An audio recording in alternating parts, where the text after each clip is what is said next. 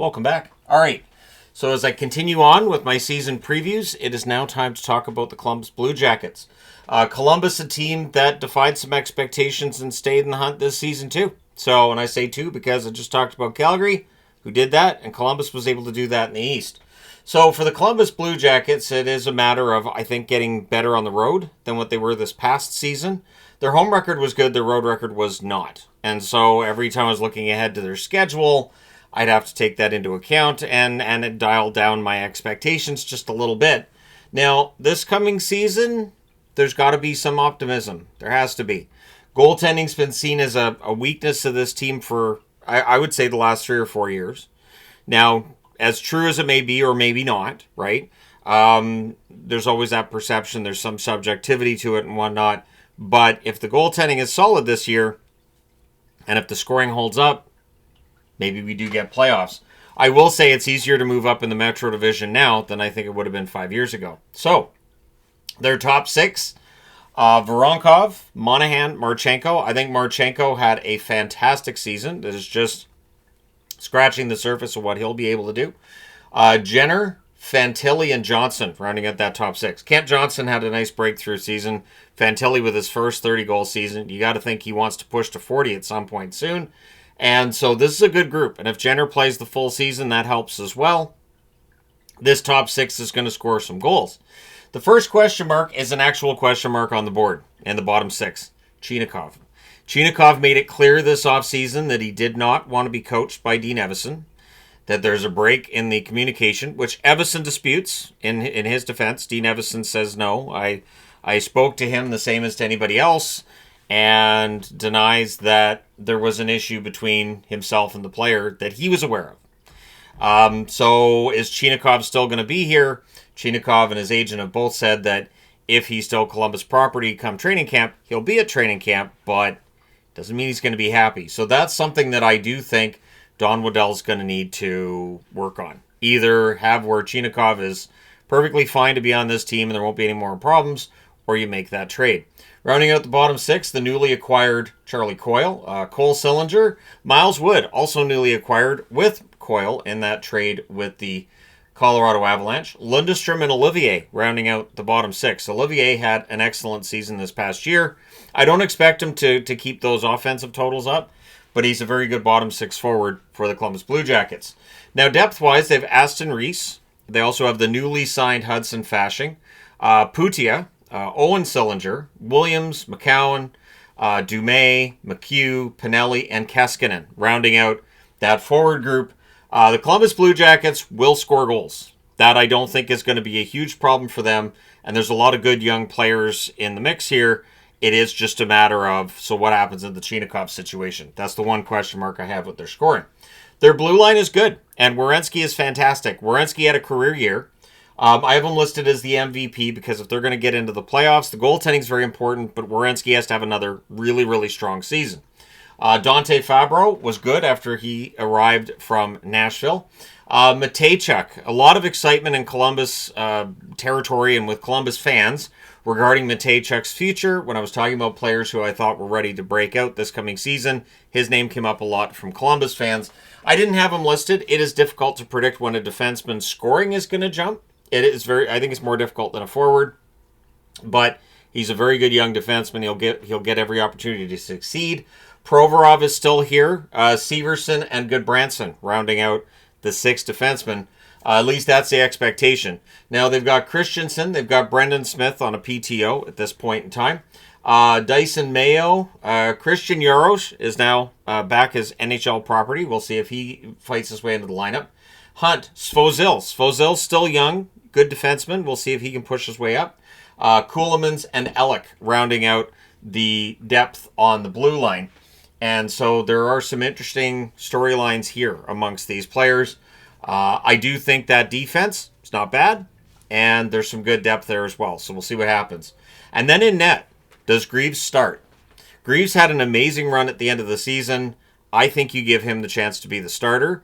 Elvis Merzlikins is still here years after it came out that he might want to change the scenery, years after Columbus was revealed kind of maybe wanted to trade that contract, but he's still here. So Elvis Merzlikins, I think, probably ends up splitting the net about 50-50 to start with Greaves, but whoever's playing better will get the net. And Greaves really arrived at the end of last season. It'll be interesting to see in October who starts on opening night. I would not be surprised if it's Greaves. Then in terms of depth, you have Sawchenko and Gardner. Sawchenko, good veteran, number 3 goaltender, AHL level goaltender. Not a lot of NHL upside there, of course, but the hope and the bet is that Merzlikins and Greaves will be a solid tandem on their own. The one concern being injury. You don't want to see injury to either of them. So as I mentioned, the MVP, I believe, will be Werenski, and the one to watch for me is Greaves. If Greaves can start this season like he finished the last one, Columbus could get off to a good start. Now, their cap space is still fascinating. $15,567,501. So, see, and then $501? That just sounds weird. But $15,567,501. Yeah, that is the right one. Anyways, yeah, the cap space is there. They still have a ton of it, even after acquiring Coyle and Wood, which is part of the reason you pick those contracts up. And I do think there's some reason for optimism. That said, most of the voting is not optimistic. 3% of the vote, first or second place in the Metro. 29% voted third or fourth for the Columbus Blue Jackets. 53% voting fifth or sixth. And 15% seventh or eighth in terms of the Columbus Blue Jackets. So I don't think they finish at the bottom. I hope that the 32% that voted for fourth or higher are right. It would be nice to see Columbus back in the playoffs. Now, that being said, the schedule, not too rough with them in October. Half of their games are at home of the 10, so 5 at home, 5 away. In November, it's a little tougher. 9 out of 15 games are on the road. In December, half of their games at home, half on the road, so 7 at home, 7 on the road for 14 games in total.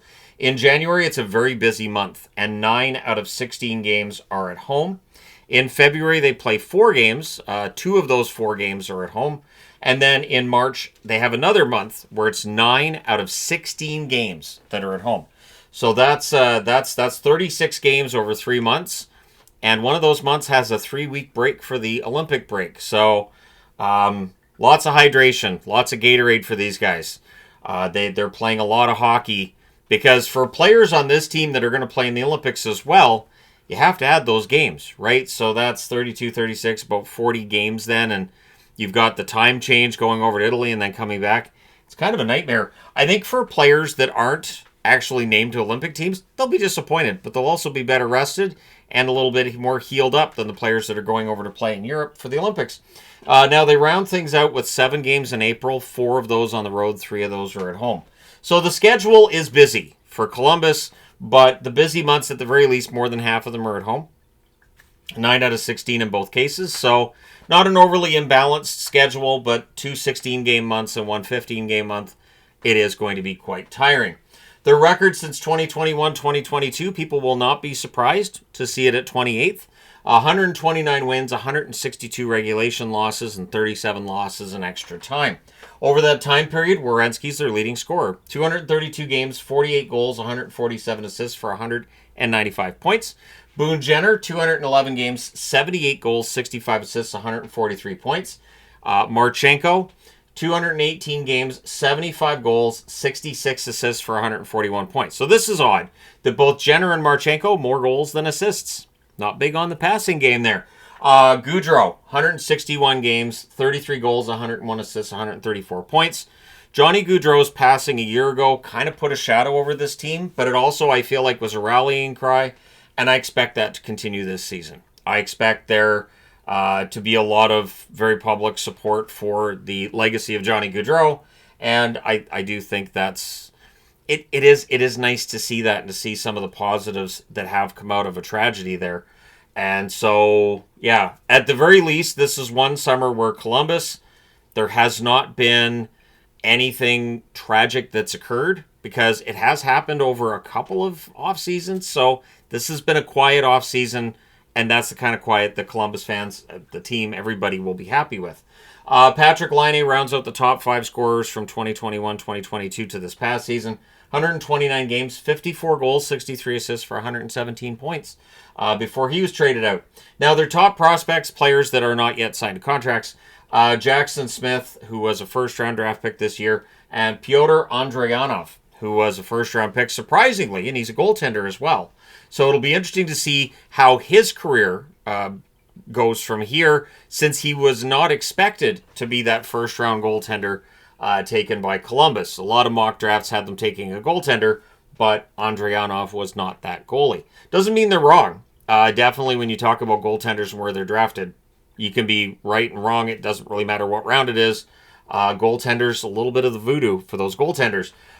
So their record this past season, 40-33-9, which is a very respectable record for them. 89 points, of course.